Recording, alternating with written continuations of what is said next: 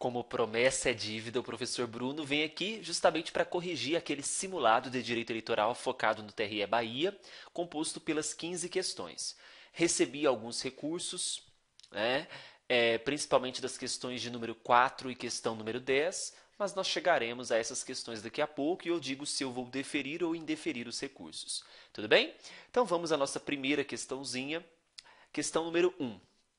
O direito eleitoral precisamente dedica-se ao estudo das normas e procedimentos que organizam e disciplinam o funcionamento do poder de sufrágio popular, de modo a que se estabeleça a precisa inadequação entre a vontade do povo e a atividade governamental. Aquelas famosas historinhas CESP, fiz questão de colocar para vocês. De acordo com essa introdução, vamos marcar aqui a alternativa incorreta. Sugiro que na hora da prova faça isso que eu fiz, tá? Para você sempre lembrar que está buscando se é incorreta ou correta. Sobre os conceitos e fontes do direito eleitoral. Ah, professor, mas isso não cai para mim, técnico. Tudo bem, mas esse simulado era para técnico, analista e analista.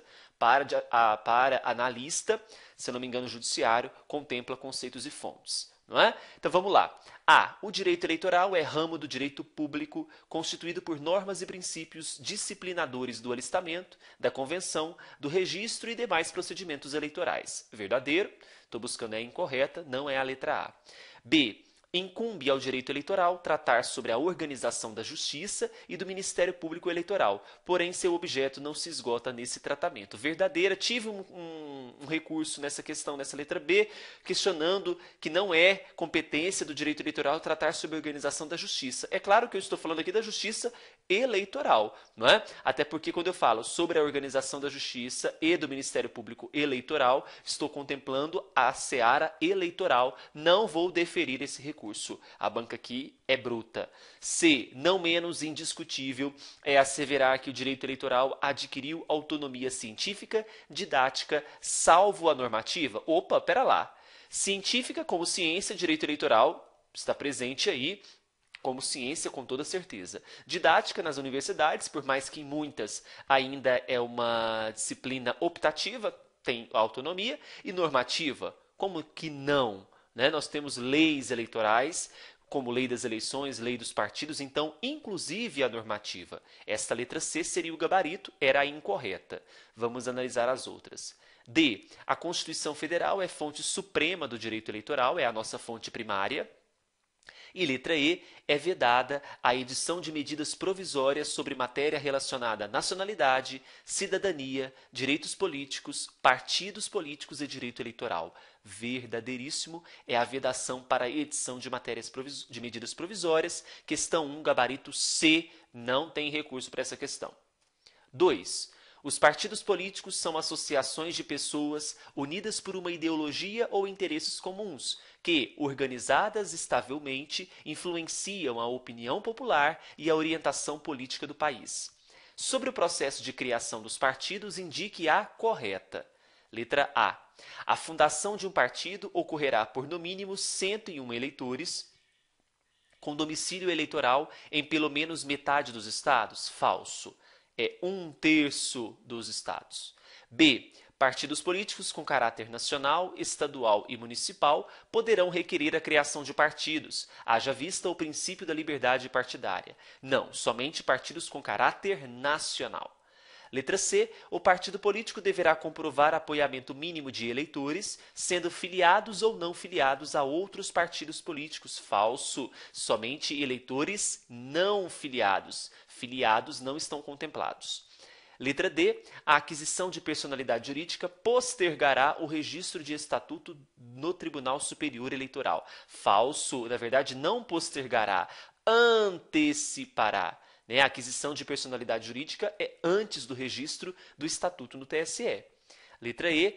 Há limitação temporal para comprovar o apoiamento mínimo de eleitores? Com certeza é o gabarito. E qual que é esse prazo? 2 anos, até 2 anos, após a aquisição da personalidade jurídica. Questão 2, letra E, sem indeferimento para essa questão. 3. O caput do artigo 17 da Constituição determina que é livre a criação, a fusão, incorporação e extinção dos partidos, resguardados a soberania nacional, o regime democrático, o pluripartidarismo e os direitos fundamentais da pessoa humana. Percebe-se, então, a marca do princípio da liberdade partidária na formação dos partidos políticos nacionais.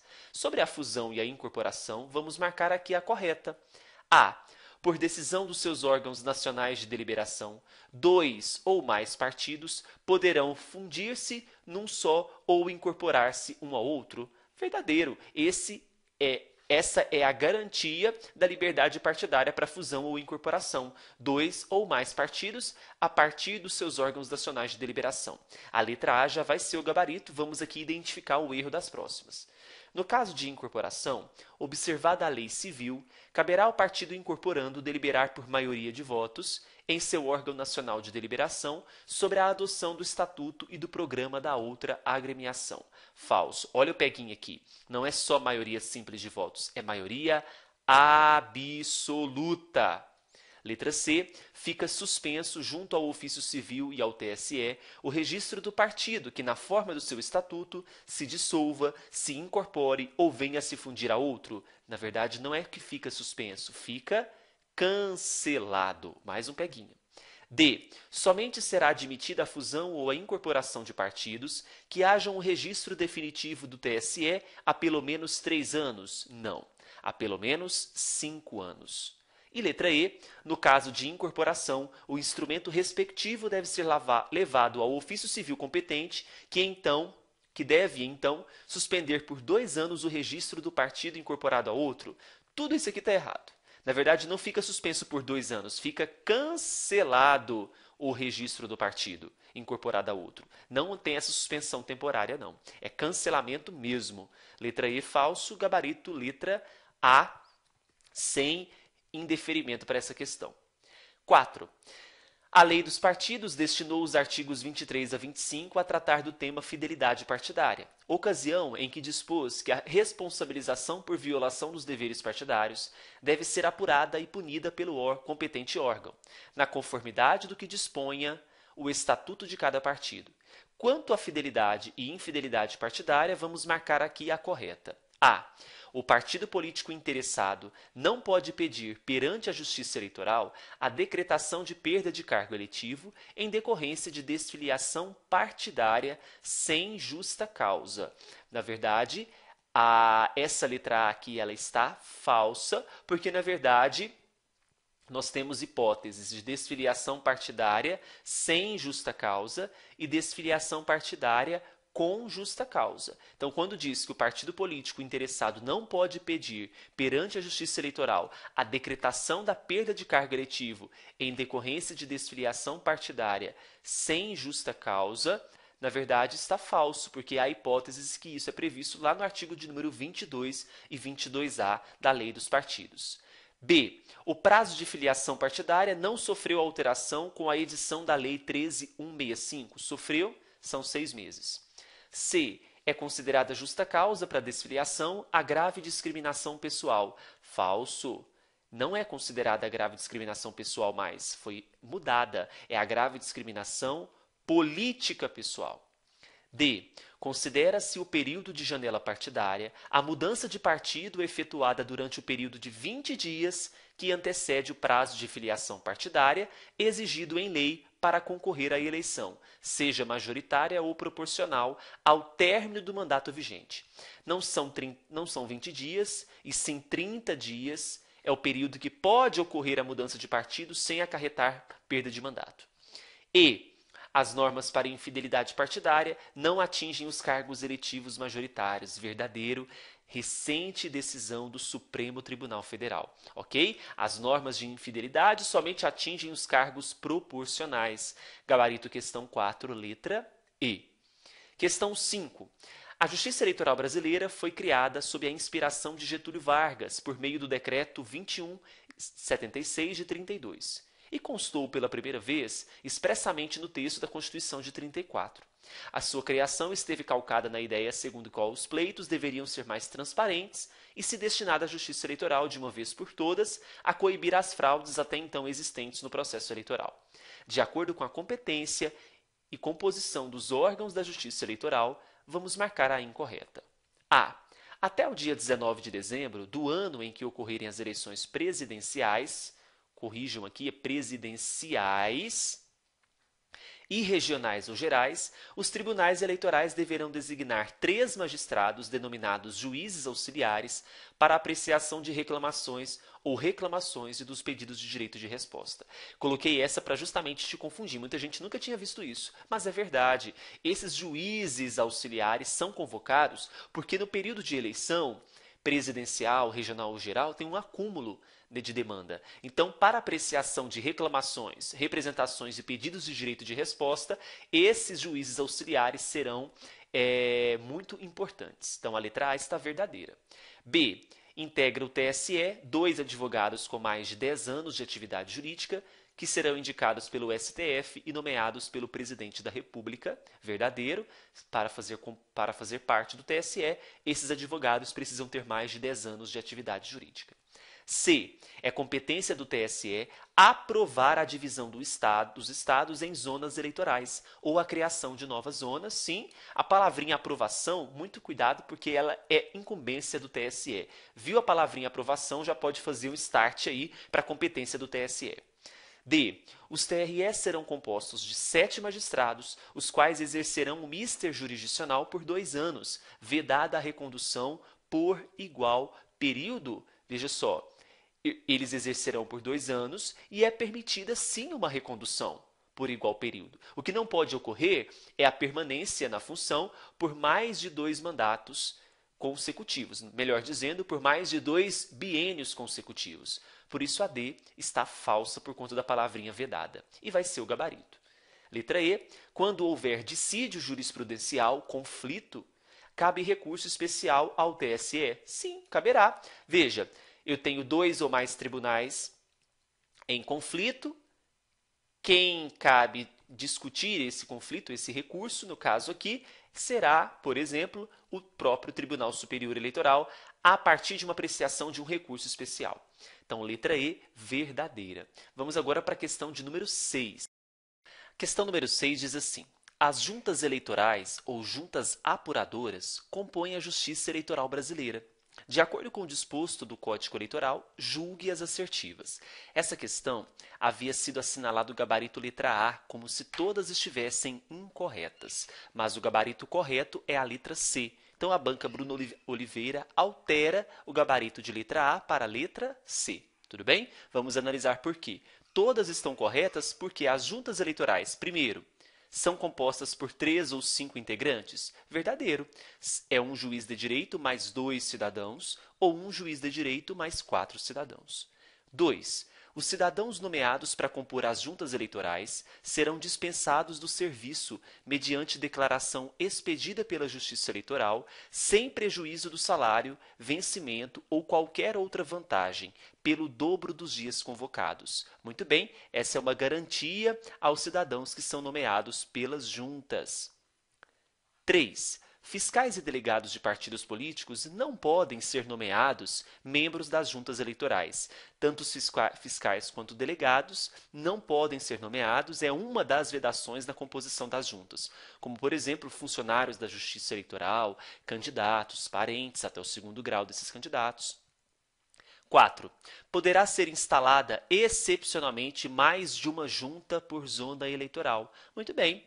Normalmente, a regra é uma junta por zona, mas, excepcionalmente, poderá sim ser instalada mais de uma junta por zona eleitoral.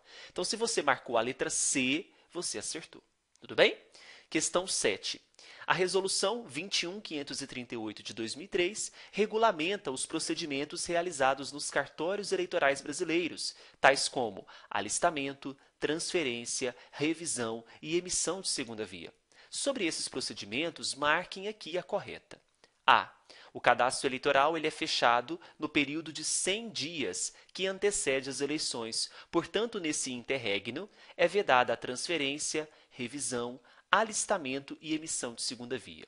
Na verdade, o cadastro eleitoral será fechado nos 150 dias que antecedem as eleições e não nos 100 dias. B. O requerimento de alistamento eleitoral será preenchido sob a operação revisão, operação 5. Basta você lembrar, revisão, Vzinho aqui, 5 em algarismos romanos. Sempre que o eleitor necessitar alterar o lugar de votação no mesmo município. Muito bem.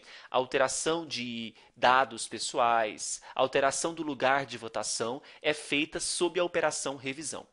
C. São requisitos para transferência eleitoral transcurso de pelo menos 1 ano do alistamento ou da última transferência, prova de no mínimo 3 meses no novo domicílio, prova de quitação com a Justiça Eleitoral e preenchimento do DTE, documento de transferência eleitoral? Não, não há esse preenchimento desse documento. Na verdade, esse documento eu inventei, não faz parte. Então, está falsa a letra C. Aqui eu tinha marcado na letra A, falsa também, né? Então, a letra B está verdadeira, a letra C falsa. D. O alistamento eleitoral ele é obrigatório para todos os brasileiros natos e naturalizados de ambos os sexos? Veja, não, porque entre 16 e 18 e mais de 70 anos e os analfabetos é facultativo, então já eliminem-se todos. Letra D, falso. E. O pedido de segunda via pode ser feito em ano eleitoral até o prazo limite para fechamento do cadastro eleitoral. Na verdade, o pedido de segunda via ele poderá ocorrer até 10 dias antes das eleições, não é? Então, ele é a exceção do prazo de fechamento do cadastro eleitoral. Sendo assim, questão 7, gabarito letra B, conforme o gabarito inicial. 8. Encerrada a fase do alistamento eleitoral, os partidos políticos podem realizar atos político-partidários, cuja finalidade precípua é a escolha de candidatos para concorrerem aos cargos eletivos definidos em lei, assim como deliberar sobre eventual coligação partidária. Segundo o que estabelece a Lei das Eleições, sobre as convenções, coligações e registro de candidatos, vamos marcar aqui a incorreta. A. É assegurada aos partidos políticos autonomia para definir sua estrutura interna, organização e funcionamento e para adotar os critérios de escolha e regime de suas coligações eleitorais, sem obrigatoriedade de vinculação entre as candidaturas em âmbito nacional, estadual, distrital ou municipal, devendo seus estatutos estabelecer normas de disciplina e fidelidade partidária. Essa letra A está totalmente o quê? Verdadeira. B. Ao postulante a uma vaga de candidato, é permitido o uso da propaganda no âmbito interno do partido, no período de 15 dias que antecedem a realização das convenções partidárias. É a chamada propaganda intrapartidária. C. Nos municípios de até 100 mil eleitores, cada coligação poderá registrar candidatos a vereador no total de até 200% do número de lugares a preencher. E se eu tiver mais de 100 mil eleitores, o partido vai registrar até 150%. D. A escolha de candidatos e a deliberação sobre as coligações serão feitas entre o período de 20 de julho a 5 de agosto do ano eleitoral. Esse é o período para a realização das convenções partidárias. Sobrou a letra E. O pedido de registro de candidatos escolhidos em convenção partidária deverá ser formulado até às 19 horas e 30 minutos, no dia 15 de agosto do ano em que se realizarem as eleições. Olha o errinho aqui. Não é 19 horas e 30 minutos, somente 19 horas. Não confunda com a propaganda partidária, que é das 19h30 às 22 horas. Ok? Letra E é o gabarito da nossa questão número 8. 9. De acordo com o sistema eletrônico de votação, vamos marcar a incorreta. A. O Brasil adota prioritariamente o sistema eletrônico de votação em todas as sessões eleitorais. É a regra. B. Na votação eletrônica, a urna sempre exibirá para o eleitor, primeiramente, os painéis relativos às eleições proporcionais e, em seguida, as majoritárias. Verdadeiro. C. Na votação eletrônica, o eleitor digita o número do candidato ou o número da legenda partidária. Ao aparecer no painel da urna a fotografia do candidato e o nome do partido, bem como a sigla da agremiação partidária, com o respectivo cargo disputado, ele poderá confirmar o voto e terá cumprido o seu dever cívico eleitoral. Muito bem, esse é o procedimento perante as urnas eletrônicas. D. No caso de não funcionamento das urnas eletrônicas, terá de ser utilizado o método tradicional de cédulas de uso contingente, de acordo com o modelo definido pelos TREs. Falso. O modelo aqui é segundo o TSE e não TRS. E computar-se-ão, na votação para as eleições proporcionais, apenas para a legenda partidária, os votos em que não seja possível a identificação do candidato, desde que o eleitor tenha digitado o número identificador do partido. É o chamado voto de legenda. Buscávamos a incorreta e ela, sem dúvida, é a letra D. Questão número 10, tive uma série de recursos e eu tenho que anular essa questão. Porque eu tinha marcado inicialmente que o gabarito era a letra D, mas a letra E também está verdadeira. Nessa questão, eu tinha que buscar a correta. Vamos aqui identificar a letra A. Doações por cartões de crédito e de débito não poderão ser arrecadadas para custear as despesas de campanha. Falso, porque a gente sabe que poderão sim. B. O STF, em decisão recente, autorizou as doações de pessoas jurídicas para as campanhas eleitorais. Na verdade, proibiu, não autorizou. C. Sem a obtenção da inscrição do CNPJ, não é possível dar início à arrecadação de recursos financeiros ou estimáveis em dinheiro para serem utilizados na campanha eleitoral. Mas a ausência do CNPJ poderá ser suprida pela prova de abertura de conta. Falso, é um procedimento. Tem o CNPJ, abre-se a conta, começa a emitir recibos, né? Então uma coisa ou outra não supre, não é? Então a letra D era o gabarito, porque dizia que as doações feitas por candidato a outro submetem-se ao limite de 10% do rendimento bruto auferido pelo doador no ano anterior às eleições. Mesma coisa de doações de pessoas físicas, está verdadeira. Mas só que a letra E também está verdadeira, porque veja, para comprovar as doações de pessoas físicas até o limite de 10%, o que o TSE faz? Ele consolida as informações sobre as doações até dia 31 de dezembro do exercício financeiro a ser apurado. Então, tanto a letra D tanto a letra E estão corretas, então essa questão está anulada, ok? Vamos agora à questão de número 11. Questão número 11. Sobre a prestação de contas das campanhas eleitorais, vamos marcar aqui a alternativa incorreta. Letra A. Deverão ser prestadas contas da movimentação financeira da campanha à Justiça Eleitoral até o 30º dia após a data da eleição. Ou, se houver 2 turnos, até o 20º dia posterior à eleição referente ao primeiro turno.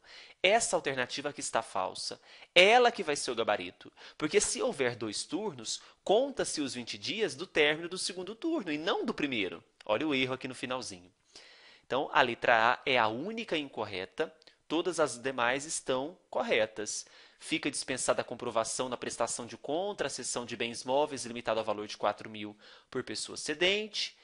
A lei das eleições exige a divulgação em sítio criado pela Justiça Eleitoral na rede mundial de computadores de recursos em dinheiro, recebidos para funcionamento de sua campanha em até 72 horas do recebimento. Isso é a prestação pela internet da campanha eleitoral, então até 72 horas do recebimento de recurso e até o dia 15 de setembro um relatório discriminado. D. A Justiça Eleitoral adotará o sistema simplificado de prestação de contas para aqueles candidatos que apresentarem movimentação financeira correspondente a, no máximo, R$20.000. E também para os municípios que vão eleger prefeitos, vice-vereadores com menos de 50.000 eleitores. Aí, no caso, adotará o sistema simplificado. E, ao apreciar as contas, a Justiça Eleitoral decidirá pela aprovação, aprovação com ressalvas, desaprovação e não prestação. São essas 4 modalidades de pareceres que a Justiça Eleitoral poderá passar em relação à apresentação de contas. Questão 11, letra A. 12. Em relação à prestação de contas partidárias, vamos julgar as assertivas. 1. As agremiações partidárias precisam, anualmente, de forma discriminada e detalhada, apresentar à Justiça Eleitoral o balanço contábil do exercício que encerrou até o dia 30 de abril do ano seguinte. Verdadeiro. 2. Os partidos políticos não podem receber doações e contribuições de recursos financeiros ou estimáveis em dinheiro de entidades ou governos estrangeiros. Temos aqui uma das vedações. 3. As sobras de campanhas eleitorais em recursos financeiros ou estimáveis em dinheiro devem ser contabilizadas como receita do exercício em que ocorrer a sua apuração. Também está verdadeira, todas as 3 estão corretas, portanto o gabarito é a letra B, conforme no gabarito, conforme inicialmente disposto. 13. Incumbe à Justiça Eleitoral decidir sobre a regularidade das contas dos partidos políticos. A Justiça Eleitoral decidirá pela aprovação, aprovação com ressalvas e desaprovação. Sobre o julgamento das contas pela Justiça Eleitoral e sanções em caso de desaprovação, vamos marcar a incorreta. A. As contas partidárias deverão ser julgadas em até 5 anos de sua apresentação. Letra A está verdadeira, esse é o prazo mesmo para que essas contas partidárias devam ser julgadas. B. A sanção por desaprovação será aplicada exclusivamente à esfera partidária, mas não suspenderá o registro ou a anotação dos seus órgãos de direção partidária, nem tornarão devedores ou inadimplentes os respectivos responsáveis partidários. Muito bem, verdadeira a letra B. C. No caso de não apresentação das contas, haverá sanção de multa de até 100% do valor que foi contabilizado indevido. Falso. Não houve apresentação de contas, o que nós teremos? Nós teremos a suspensão do repasse de cotas do fundo partidário até quando for apresentadas essas contas. Tudo bem? E essa suspensão de cotas do fundo partidário, então, ocorrerá pela não apresentação das contas partidárias. Como eu estava buscando a incorreta, será esta o gabarito. D. A sanção por desaprovação deverá ser aplicada de forma proporcional e razoável pelo período de 1 a 12 meses, sendo o pagamento realizado por meio de desconto nos futuros repasses de cotas do fundo. Muito bem, então houve desaprovação, há uma sanção e essa sanção será pelo período de 1 a 12 meses. E. A desaprovação das contas do fundo do partido trará exclusivamente a sanção de devolução da importância apontada como irregular, acrescida de multa de até 20%. Verdadeira, essa letra E, ela possui um complemento, que é a própria letra D. Então, leia a letra E com mais atenção e a letra D, elas estão verdadeiras e uma complementa a outra. Questão 13, letra C, gabarito. 14. Em relação às mudanças promovidas pela Lei 13.165, marque a correta. A. A escolha dos candidatos pelos partidos e a deliberação sobre coligações deverão ser feitas no período de 20 de julho a 15 de agosto do ano em que se realizarem as eleições. Falso, não é até 15 de agosto e sim até 5 de agosto. B. Para concorrer às eleições, o candidato deverá possuir domicílio eleitoral na respectiva circunscrição pelo prazo de pelo menos 1 ano antes do pleito e estar com a filiação deferida pelo mesmo prazo? Óbvio que não. A filiação é no período de 6 meses antes das eleições, no mínimo. C. Até 20 dias antes das eleições, os tribunais regionais eleitorais enviarão ao TSE, para fins de centralização e divulgação de dados, a relação dos candidatos às eleições majoritárias e proporcionais, da qual constará obrigatoriamente a referência ao sexo e ao cargo a que concorrem. Muito bem, essa alternativa aqui, até 20 dias antes da data das eleições, está verdadeira. Esse mesmo prazo é o que tem a Justiça Eleitoral para julgar os pedidos de registro de candidatura. D. Os partidos e coligações solicitarão à Justiça Eleitoral os registros de seus candidatos até às 19 horas e 30 minutos do dia 15 de agosto do ano em que se realizarem as eleições. Não, é até às 19 horas e não 19 horas e 30 minutos. E. A idade mínima constitucionalmente estabelecida como condição de elegibilidade é verificada tendo por referência a data da posse, inclusive quando fixada em 18 anos? Não. Nesse caso, para 18 anos, será a data limite de pedido de registro de candidatura. Questão 14, letra C, sem dúvida alguma, não há recurso. 15. A Lei 13.165, de 29 de setembro de 2015, finalizou a reforma política, promovendo várias alterações na Lei das Eleições, na Lei dos Partidos e também no Código Eleitoral. Em relação a essas alterações, marcaremos aqui a incorreta. A. Os limites de gastos de campanha em cada eleição são os definidos pelo TSE com base nos parâmetros definidos em lei. Verdadeira, letra A. B. Na propaganda dos candidatos a cargo majoritário, deverão constar também os nomes dos candidatos a vice ou suplentes de senador, de modo claro e legível, em tamanho não inferior a 10% do nome do titular. Na verdade, houve alteração, não é mais 10%, e sim 30%. C. O descumprimento dos limites de gastos fixados para cada campanha acarretará o pagamento de uma multa em valor equivalente a 100% da quantia que ultrapassar o limite estabelecido, sem prejuízo da apuração da ocorrência do abuso de poder econômico. Verdadeiro, esta é a sanção por ultrapassar o limite. D. O partido ou candidato que receber recursos provenientes de fontes vedadas ou de origem não identificada deverá proceder à devolução dos valores recebidos ou, não sendo possível a identificação da fonte, transferi-los para uma conta única do Tesouro Nacional, com certeza. Letra D, verdadeira. E, finalmente, a E. O TSE, após a consolidação das informações sobre os valores doados e apurados, encaminhá-las à Secretaria da Receita Federal do Brasil até 30 de maio do ano seguinte ao da apuração. Verdadeiro. Então, veja, até 31 de dezembro consolida as informações do TSE, até dia 30 de maio encaminha a Secretaria da Receita Federal do Brasil, a Secretaria de Receita Federal do Brasil, verificando excesso, encaminha ao Ministério Público até dia 30 de julho para uma possível representação contra essa doação irregular. Então, letra D, E, verdadeira. O gabarito será a letra B, porque eu estava buscando aqui a incorreta. E assim, nós encerramos a nossa correção do simulado de direito eleitoral para o TRE Bahia. Espero que vocês tenham gostado. Anulamos só a questão de número 10, tá bom? Não anularemos mais nenhuma outra. E tem aquela questão que foi a questão de número 4. Deixa eu confirmar aqui isso mais uma vez, só para a gente lembrar. A questão foi a questão 4, gente. Deixa eu confirmar aqui. Não, teve uma questão que eu marquei letra A e mudei o gabarito. Questão 6, eu tinha marcado letra A, mas o gabarito é a C. Aqui não houve anulação, só alteração de gabarito, tá bom? Letra C é o gabarito e anulação da questão 10. Tudo bem? Fiquem com Deus. Sempre que vocês precisarem de cursos de questões para qualquer TRE, tanto regimento interno quanto demais cursos de questões de direito eleitoral, vai no meu site www.eleitoralcombruno.com.br.